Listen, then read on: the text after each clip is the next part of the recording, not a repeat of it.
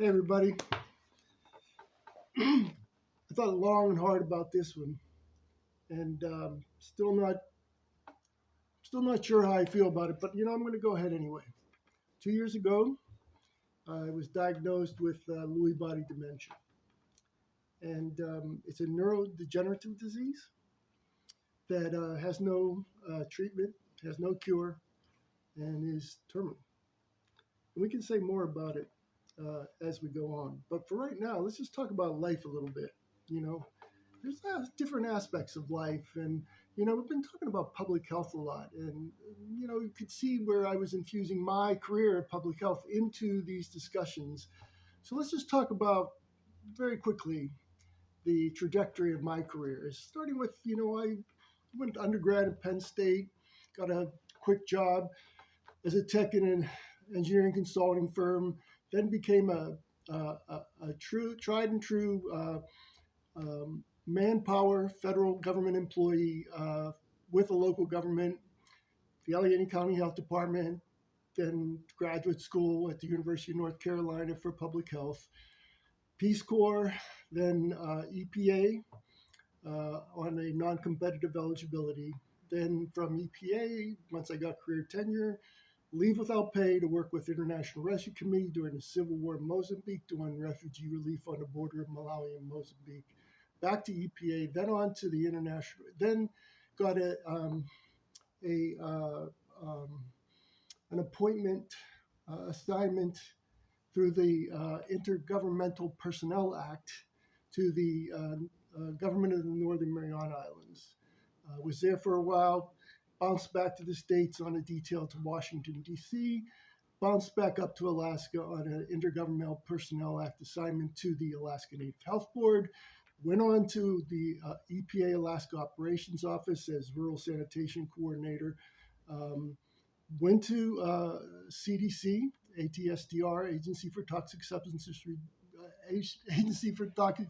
and Disease Registry, and then bounced from there on a detail to Sierra Leone for Ebola, back again to ATSDR or TATSDR, and then finally, after 35 years of federal government experience and employment, to the Alaska Pacific University to start a program, a Bachelor of Science program, which was successful. Immediately after that, trips to Uganda in 2024 and just now in 2026 to work with local, very organic, uh, local nonprofits, Ugandan nonprofits on outreach to villages and schools and clinics for public health education. So that kind of wraps it up. But that's just one piece, right? That's just the professional piece. There's the whole personal. There's the spiritual. There's any number of aspects to this. But let's talk about one that's had a really big influence on me, and that's health. But let's talk about mental health, right? Coming up, I was born in 1954, and coming up through the 50s, 60s, 70s, and even till now, mental health disorders had a tremendous stigma. People who had mental health disorders were somehow thought to be less or less capable, right? And so I have to say, I'm going to share this for the first time widely, and that is, I've struggled myself. I was diagnosed 30 years ago with major depressive disorder, somatic system disorder. Then about 20 years ago, manic depressive disorder, and then on to post-traumatic stress disorder more recently, and then functional neurological disorder associated with the Lewy body now. But what I have to tell you is this, is that there's a context, right? So I gave you that trajectory of employment, right? But within that was a context of mental health disturbances, mental health challenges. It was tough. And so when people say, well, numbers, right? You got numbers for things. And so let's say, manic depressive disorder, 20% of people with manic depressive disorder commit suicide, all right? Many have suicidal ideation.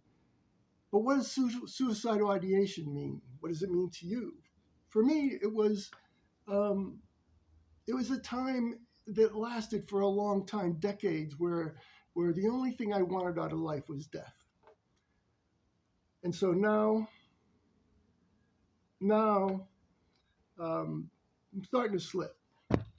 And um, if you go back and you would ask anybody that I worked with, all my colleagues, my supervisors, my managers, if you looked at my work career and you asked anybody along the way, what does this guy do? Everybody would answer the same way. We have no idea what this guy does. But what I was doing was service. I told one day, physician, surgeon, writer, he talks about where we have our where we have our our our place, it, I don't know how to say it. I'm searching for words here, which happens often these days. Um, uh, anyway, my place where I'm most comfortable, my sense of belonging. That's how Atul Gawande said, my sense of belonging continues to be in service, and specifically in service to underserved communities. That's where I belong. That's where I belonged for 35 years of federal government employee, even before then, and then now with the Alaska Pacific University, training young people. You know, you can't teach an ethic of service, you know? People have to come with that. And so I was always searching out students who had that ethic of service, because then I could encourage it. I could encourage it, right? I could nourish it. But uh, getting back to the point that it's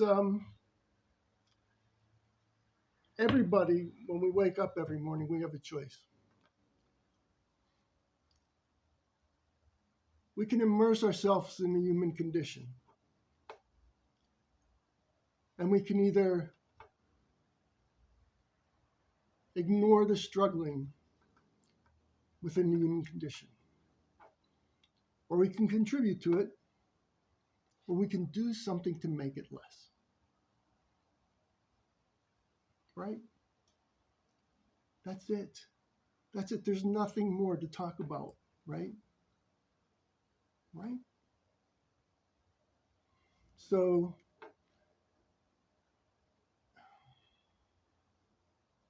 when somebody asks, what did Joe Sarcone do?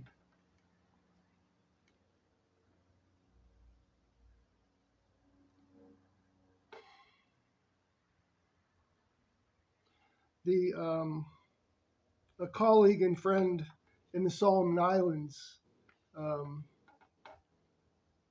he once introduced me as, this is Joe Sarcone. He tried hard for us.